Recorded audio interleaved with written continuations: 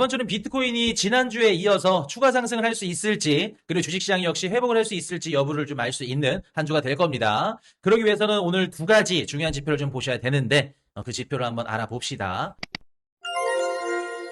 자, 보시면은 이번 주 일정이에요. 이란 제재, 경제 제재를 오늘 발표한다고 하죠. 경제 제재, 베세가 또 돈 푼다고 해요. 제발 풀어라. 비트코인 좀 올라가 보자. 그래서 지금 이란 제재를 한다고 하는데 지금 트럼프 쪽에서 어떤 얘기들을 하고 있냐면 이따 좀 자세히 얘기 드리겠지만 이제 전쟁은 끝났어요. 군사적 행동은 안 하고 뭘로 하겠다? 경제 제재. 경제적으로 조이겠다. 제재를 발표를 합니다. 그래서 요거 얘기가 나올 거고 오늘 이제 미장 끝나면 나오겠죠. 미장 뭐 장중에 나올 수도 있고 장중 끝나고 나올 수도 있고 그리고 수요일 날 엔비디아랑 PC 물가예요. 그리고 한국 금통위 이렇게 예정이 되어 있습니다. 그리고 잭슨홀 워시 연설까지. 그래서 좀 세세하게 어떤 것들 우리가 지금 지켜봐야 되는지 다 말씀을 드릴게요. 그리고 비트코인, 그리고 미국 주식, 국내 주식까지 이번 주에 좀 어떤 것들을 유심히 보셔야 되는지. 그래서 여러분들 이거 다 통틀어서 결론은 뭘까요? 결론은 뭘까? 결론은 금리예요. 금리예요, 금리. 국채 금리야. 시장 금리일 수도 있고. 금리 낮아지나 안 지나 올라가나 떨어지나 그거 보시면 돼요. 어. 지금 비트코인 가격만 좀 봤을 때 지난주에 좀 좋았죠. 분위기가 나쁘지 않았어요. 비트코인 가격이. 그래서 지금 보시면은 좀 가격이 올라갈 것 같은데도 조금 이렇게 막혀 있고, 조금 이렇게 상방이 지금 저항선이 있는데, 금리가 뚜껑이다. 막고 있다. 금리만 조금 떨어지고, 전반적으로 좀 시장 금리만 낮아진다고 하면 충분히 올라갈 수 있다. 지난주에 현물 ETF에 16억 달러가 들어왔대요. 올해 최대입니다. 그러니까 기관들 입장에서도 실제로 현물 매수가 들어왔다는 거예요. ETF에. 헤지펀드나, 뭐 헤지펀드인지 뭐 누군지 모르겠지만, 국민연금인지 모르겠지만, 어쨌든 유입이 들어왔다는 게 좀 좋은 거죠. 그래도 유의미한 거죠. 실제로 우리 코인베이스 프리미엄 보면 이렇게 음수가 쭉 줄어들고 있죠. 실제로 현물 매수가 들어오고 있다는 거예요. 아직 음수이긴 하지만. 그래서 상승이 나올 수 있는 밑바탕 재료는 다 깔렸다. 이제는 그 누르고 있는 뚜껑만 열리면 된다. 뚜껑이 금리. 이따가도 말씀드릴 달러. 그렇게 보시면 돼요. 자, 미국과 이란 협상부터 한번 봅시다. 지금 보시면 오늘 베스샌드 재무장관이 뭐 역사상 가장 강력한 제재를 얘기를 할 거다. 근데 그게 군사적이 아니라 경제 제재. 그래서 뭐 제3국이 뭐 2차 제재를 할 거고 이란과 거래하는 나라도 제재를 할 거고 그냥 그러니까 이란이 원유를 못 팔게끔 막겠다 그 얘기를 하는 거죠. 근데 이란의 지금 대통령이 무슨 얘기를 하냐면 자, 이란 대통령이 우리가 힘 가진 지금이 전쟁을 끝낼 때라는 얘기를 하죠. 이게 무슨 뜻일까요? 이란 대통령 우리가 힘을 가진 지금이 전쟁 끝낼 때래. 이란 대통령이 이런 얘기를 합니다. 지금 우리가 전쟁이나 이런 군사적 차원에서는 이기고 있지만 미국을 이란 국민들이 지금 지고 있다. 경제적으로 붕괴가 되고 있고 경제적으로 힘든 건 진짜 이긴 싸움이 아니다라는 얘기를 해요. 지금 리아라 폭락이 너무 심해지고 있고 경제가 무너지면 국민들이 무너진다. 그래서 이란이 협상하고 싶다는 의지를 이렇게 쭉 내비치죠. 그리고 트럼프도 90일 동안 최대 30만 톤의 다진 소고기를 관세 면제 때리겠다. 그 말은 즉슨 민심 달리겠다는. 지금 중간선거 전에 물가 어떻게 해서든지 간에 내리겠다는 거예요. 최근에 지금 미국의 소고기 가격이 굉장히 높죠. 소고기 가격 낮추겠다는 거예요. 근데 한쪽에서는 소고기 가격 낮추면서 막 물가를 낮추고 중간선거 이기려고 하는데 트럼프 대통령이 또 이란을 또 세게 할 수 있을까? 못한다는 거예요. 최소한 중간선거 전까지는 트럼프 대통령도 워낙 별나지만 이란을 최대한 자극시키지는 않을 거다. 그리고 이번 이란 대통령 측에서도 우리 좀 끝내고 싶어요라는 좀 긍정적인 얘기를 하죠. 자, 근데 여러분들 봅시다. 우리가 한 가지 좀 다르게 봐야 될 부분이 뭐냐면 이란 대통령이 이렇게 얘기를 한다 그래서 무조건 이란이 그럼 미국이랑 협상을 하겠네라고 생각하시면 안 돼요. 제가 예전부터도 말씀을 드렸지만 이란은 두 개의 정권으로 나눠져 있어요. 사실 정권이라고 하기는 뭐하고 한 개 정권이긴 맞아. 그러니까 이란의 스피커 역할을 하는 대통령이 있고요. 그리고 뒤에서 실질적으로 권력을 쥐고 있는 혁명수비대 얘네들이 있어요. 그럼 이란의 대통령이 하는 이야기는 스피커예요. 스피커 역할. 그러니까 이란 혁명 수비대는 완강하게 우리 미국이랑 싸울 거야. 왜? 자존심도 강하고 종교적으로 지금 수백 년 동안 페르시안이잖아. 전쟁을 하고 있는 국민 그 인구잖아요. 그러다 보니까 자기가 하고 싶은 얘기를 간접적으로 또 대통령의 스피커 역할을 통해서 이렇게 전달하는 경우도 있고 혹은 서로 이렇게 분란이 날 수도 있어요. 그래서 이번 경우가 뭐 혁명수비대의 간접적인 메시지인지는 아닌지는 모르겠지만 어쨌든 간에 긍정적인 건 맞다. 근데 이란이 대통령이 이렇게 얘기를 한다 그래서 무조건 이란이 지금 무조건 합의를 한다라고 볼 수는 없다. 어. 근데 여러분들 우리가 곰곰이 생각을 해볼게요. 자, 미국과 이란이 서로 협상을 해. 서로 협상 테이블에서 막 그 목에다 힘을 주고 이란의 협상 카드가 가장 강력했을 때가 언제일까요? 중간선거 전일까? 중간선거 이후일까? 언제일까?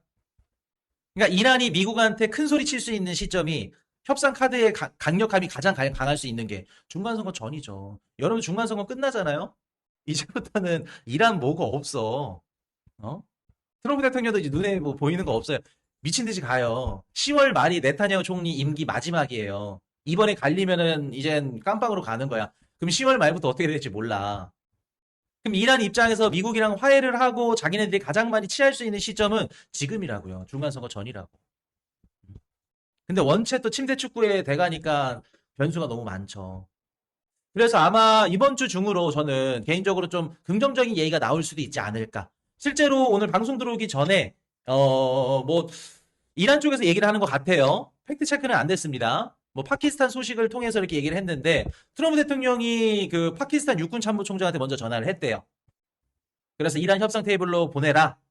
그래서 뭐 문희르 내무장관이랑 같이 테헤란에 도착해가지고 이란 최고 지도자들 만난다고 만날 예정이라고 해요. 응. 그래서 이번 주 중으로 좀 유의미한 게 있지 않을까. 근데 트럼프도 지금 아쉬운 쪽이에요. 음. 베센트도 아쉽고 미국도 아쉽고 중간선거 전에도 이겨야 되고 그렇다 보니까 이번 주 좀 긍정적인 얘기가 나올 수 있지 않을까. 응. 그렇게 한 가지. 그리고 엔비디아 봅시다.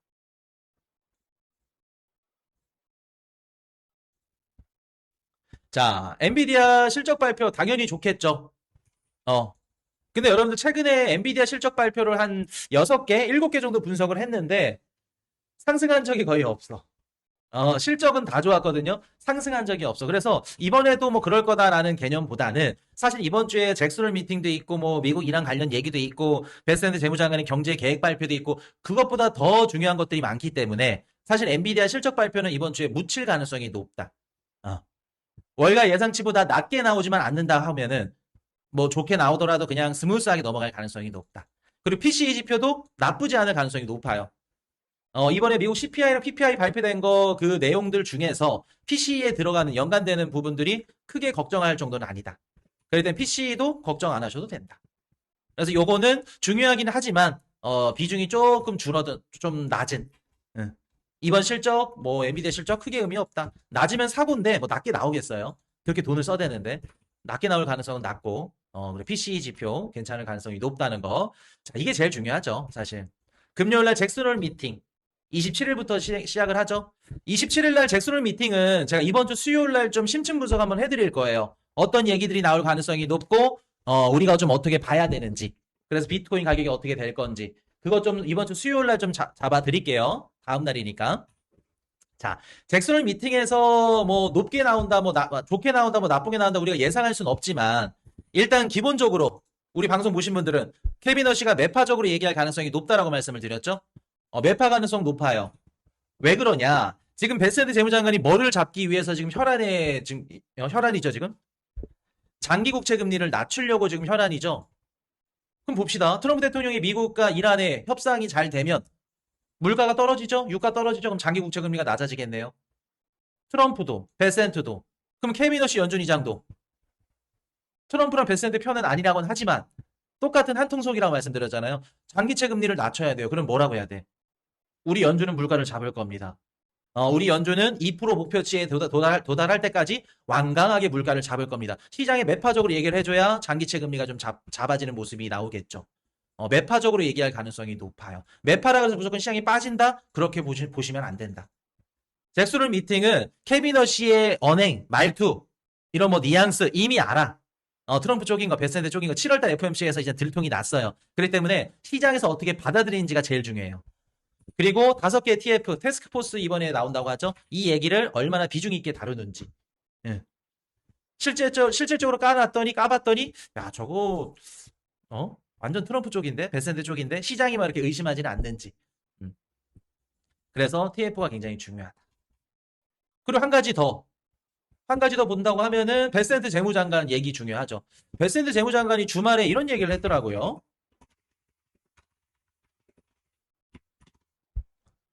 자, 미국 베센트 재무장관이 채권 시장에 1억 달러 투입 가능하다. 이런 얘기를 하네요. 자, 지난주에 어떤 얘기를 했냐면 국채 바이백을 2배로 확대하겠다. 40억 달러를 사겠다 얘기를 해요.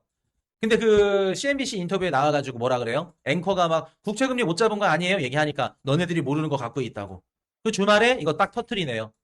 우리 TGA 통장에 지금 1조 달러 있거든? 그 1조 달러 채권 매입할 수도 있어. 응? 1조 달러 채권 매입할 수도 있다고. 우리 이거 카드 갖고 있어. 미국 국채 숏 한번 때려봐. 그 얘기하는 거예요. 이거 말고도 또 이제 막 입으로 놀리겠지 또.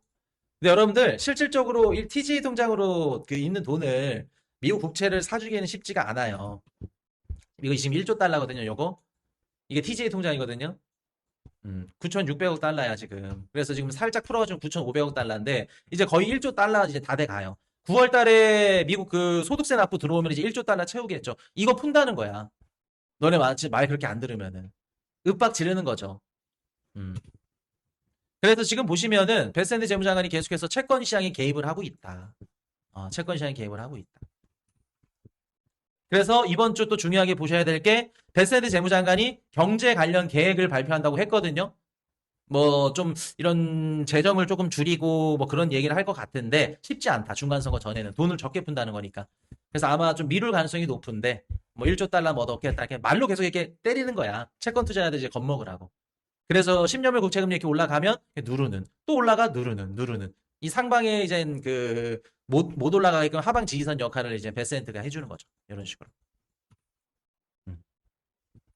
그럼 여러분들 총 정리를 한번 해볼게요. 결국에는 뭡니까? 이번 주 우리가 뭐를 봐야 돼요? 뭐 엔비디아 실적 발표, 뭐 잭슨홀, 베센트 재무장관의 뭐 이런 국채 개입, 뭐 바이백, 1조 달러 뭐 산다는 뭐 이런 얘기들, 윽박, 중동 전쟁. 결국에는 뭐예요, 여러분들? 이게 잘 되면 결국에는 국채 금리예요. 장기채 금리가 떨어지는 거라고. 금리라고 금리. 음? 지금 베센트, 트럼프, 뭐 캐비넛이 다 하고 싶은 게 뭐냐면 금리를 낮추고 싶은 거예요. 금리를 낮춘다 그래서 여러분들이 연준의 금리 인하요? 기준금리 인하입니까? 그 얘기 하시죠? 아니요. 연준의 금리 인하가 없더라도 시장 금리를 낮추는 거예요. 금리가 뭐예요, 여러분들? 돈의 가격이잖아요. 지금 AI 기업들이 자본 지출을 통해서 돈이 계속 필요한 상황이야. 근데 돈이 비싸면 자본 지출을 못 하죠. 그럼 어떻게 돼요? 증시가 무너질 수도 있어요. 경제가 꺾일 수도 있어요. 그러면 돈의 가격을 저렴하게 낮춰줘야 AI 기업들이 자본 지출을 해서 다시 경제가 계속해서 가동을 시킬 수 있겠죠. 그러면 중간선거 전에 경제가 계속해서 유지가 되고 자산시장 부양을 통해서 중간선거를 이기기 위해서는 트럼프 대통령과 베센트 그리고 캐비너시까지 같이 한몸 어떻게 해야 된다? 금리를 낮춰줘야 된다. 그럼 지금 방금 우리 다 얘기 나눴던 중동전쟁, 뭐 엔비디아 실적, 잭슨홀 미팅, 뭐 베센트 재무장관의 뭐 국채 바이백, 엔화 매입, 뭐 이런 얘기들 다 금리를 낮추기 위함이다. 그럼 이번 주 우리가 보셔야 될 게 첫 번째, 금리가 낮아지는지. 금리 낮아져야 비트코인도 추가 상승이 가능해요. 주식도 마찬가지고. 그리고 한 가지 더 추가로 우리가 보셔야 될 거, 달러 인덱스예요. 달러 인덱스. 자, 달러가 아까 우리 금리가 뭐라 그랬죠? 돈의 가격이라고 말씀드렸죠? 돈의 가격을 나타낸 인덱스가 뭐예요? 달러 인덱스예요. 달러가 얼마나 저렴하냐. 그럼 국채금리 시장에서 얼마의 이자 금리로 조달을 받냐. 조달 비용 달러 인덱스 돈의 가격 이 두 가지가 이번 주에 유의미하게 떨어져야 된다. 실제로 지금 달러 인덱스는 잡혀져 가고 있거든요. 달러 인덱스는 빠지고 있어요. 잡혀져 가고 있어. 보이죠? 이제 국채금리가 남은 거예요. 국채금리가 아직 높은 상태이기 때문에 쉽지 않다. 4.7이죠. 요거 4.6, 4.5까지 내려야 돼요. 베센트는. 이번 주에 아무리 못하더라도. 쉽지 않겠지만. 돈의 가격과 돈을 조달받는 비용을 내려야 된다. 이게 내려간다. 그럼 어떻게 될까요? 자, 가봅시다. 이게 내려가면 미국 주식부터 가볼까요? 미국 주식 좋아요. 다시 랠리 펼칠 가능성 높습니다. 반도체도 나쁘지 않아요. 비트코인 어떨까요? 비트코인도 너무 좋아요. 너무 좋습니다. 지난주에만 XRP가 40% 가까이 올랐더라고요. 알트에도 유의미하게 자본이 또 들어갈 수 있어요. 야, 지난주에 이어서 또 상승이 나오네 라는 얘기가 나올 수도 있습니다. 미국 주식, 비트코인 둘 다 좋습니다. 자, 그러면 코스피는 어떨까요? 한국은 어떨까? 국내 주식으로 가볼게요. 삼성전자 하이닉스 투자하신 분들 많으니까. 한국은 사실상 좀 별개로 보셔야 돼요. 메모리 반도체가 미국 증시에서 좋다. 그러면 이제 코스피도 좋을 가능성이 있겠지만 한 가지 또 변수로 봐야 될 게 뭐냐면 8월 27일 금통이에요. 한국은행이 금리를 올리는지 아니면 동결할 건지 결정이 되거든요. 여러분들은 어때요? 8월 27일 날 한은에서 금리를 올릴 것 같아요? 아니면 동결할 것 같아? 지금 시장 컨센서스는 금리 인상이에요. 한은 총재도 그렇고 모든 분석하시는 분들이 다 금리 인상을 바라보고 있습니다. 여러분들 생각에는 어때요? 금리를 올릴 것 같아? 아니면 동결할 것 같아?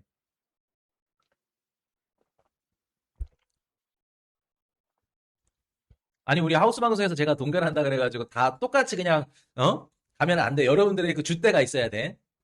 저는 코슈니가 반대로 금리 인하입니다. 뭐 인상입니다. 불꽃님이 제일 정확하게 써주셨네. 매파적 동결. 인상 보시는 분들 그 대다수가 인상이에요. 그러니까 저희만 지금 동결을 보는 거예요. 왜? 우린 청개구리잖아. 남들이랑 같이 안 가려고 하잖아. 청개구리잖아. 자, 7월 달에 한은에서 금리를 올렸었던 가장 큰 이유가 뭐냐면, 물론 이제 금통위에서는 뭐 경제 성장이 좋고 수출이 잘 나오고 뭐 물가가 높아서 금리를 잡아야 됩니다. 금리를 올려야 됩니다. 이런 얘기를 하죠. 그래서 금리 인상을 했는데, 실질적으로 7월 달에 금리를 올린 이유는 제가 봤을 때는 환율이에요. 원달러 환율이 1,500, 1,550원, 막 60원까지 올라갔거든요. 환율을 잡기 위해서 금리를 올렸을 가능성이 높다. 그럼 지금 여러분들 원달러 환율 볼게요. 얼마죠? 깜짝깜짝 놀래. 1380원이죠. 원화 환율이 안정화가 됐단 말이야. 7월 달 대비해서. 그럼 이번에 8월 27일 날 금리를 올릴까요? 저는 굳이 올릴 필요 없다는 생각인데. 지금 인상을 해야 돼요? TV님, 왜 인상해야 돼요, 지금? 지금 인상을 해야 물가를 잡아? 물가를 감당 못해요? 아닌 것 같은데. 아닌 것 같은데. 자, 자, 조금 길어질 수도 있겠다. 한국의 물가 왜 높았을까? 한국의 인플레이션이 높게 나왔어요. 맞아요. TV님이 말씀하신 게 맞아. 근데 그 한국의 인플레이션이 올라간 이유, 본질적인 이유를 알아야 돼.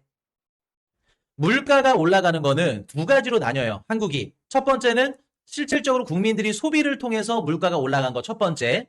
소비로 인한 물가 상승. 두 번째는 수입 물가 상승으로 인한 물가 상승. 그러니까 쉽게 말해서 호르무즈 해협이 잠겼고 원유 수입, 에너지 수입의 비용이 높아져서 수입 물가 상승으로 인해서 물가가 오른 거예요. 그러면 7월 달에 한국의 물가가 올랐어. 1번일까 2번일까? 여러분들이 한번 얘기해 보세요. 1번일까 2번일까? 한국의 물가가 높은 게 진짜 소비가 올라가서 높아진 걸까? 아니면 수입 물가가 높아져서 2번일 가능성이 높죠. 이해되세요? 원유 가격이 오른 것도 문제지만 우리가 뭘로 사? 달러로 사잖아요. 에너지를. 그 원화의 가치가 높아야지만 어느 정도 해지가 돼. 수입 물가를 낮출 수 있어. 근데 원화 가치까지 밑바닥이야. 원유 가격도 올라가는데 원화 가치도 밑바닥이야. 이중고죠. 그럼 수입 물가가 미친 듯이 오르면서 인플레이션이 튈 수 있는 거예요. 그럼 여러분들 봅시다. 우리가 2번 때문에 물가가 올라간 거라면 지금 적극적으로 막 하늘에서 금리를 올려가지고 물가를 잡아야 되는 상황일까요?